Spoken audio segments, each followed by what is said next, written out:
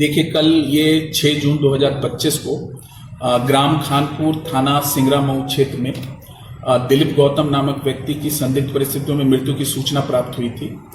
सूचना पर तत्काल थाना पुलिस व वरिष्ठ अधिकारियों द्वारा मौका मुआयना भी किया गया था।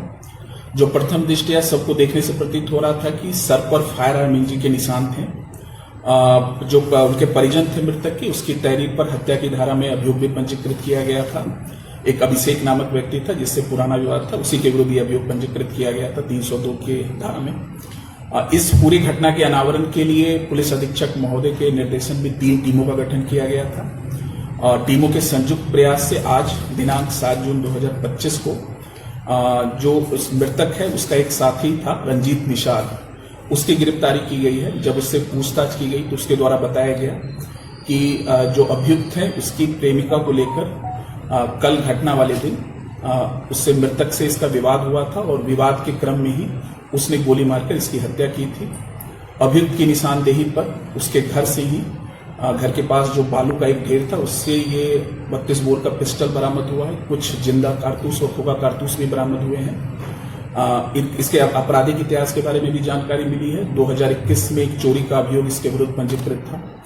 अभी इसे गिरफ्तार किया गया है और एसएचओ सिंगरामऊ को निर्देशित किया गया है कि सभी बिंदुओं पर गहनता से जांच कर ले और उसी के आधार पर अग्रिम विधिक कार्रवाई करनी। सर, मामला पहले दूसरे व्यक्ति पर था तो किस तरह से फिर बाद में मेन जो इसका कल्प्रिट है वो कैसे हाथ आया पुलिस को, क्योंकि नामजद तो दूसरे के खिलाफ था? देखिए, इसमें पहले एक अन्य था, गांव का ही अभिषेक नामक व्यक्ति था जिसे नामजद किया गया था, क्योंकि पूर्व में उनके परिवार का विवाद उससे था।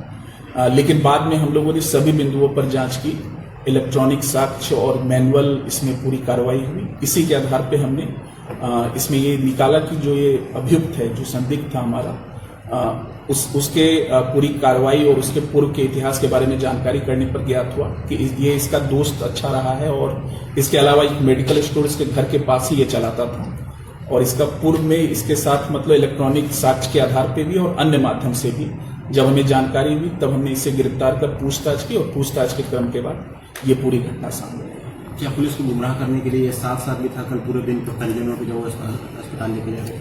जी हाँ, जब ये घटना हो गई थी, जैसे इसने घटना कारित करने के बाद ये पहले अपने घर गया था जहां इसने असलाह छिपाया था। बाद में ये पुनः अपने मेडिकल स्टोर पर आया और जब परिवारजनों को इस हत्या की सूचना मिली थी तो परिवारजनों के साथ ही ये टेम्पो से पीएससी सेंटर और अन्य जगहों पे भी गया था और लगभग न केवल परिवारजनों को बल्कि पुलिस को भी ये गुमराह करता है।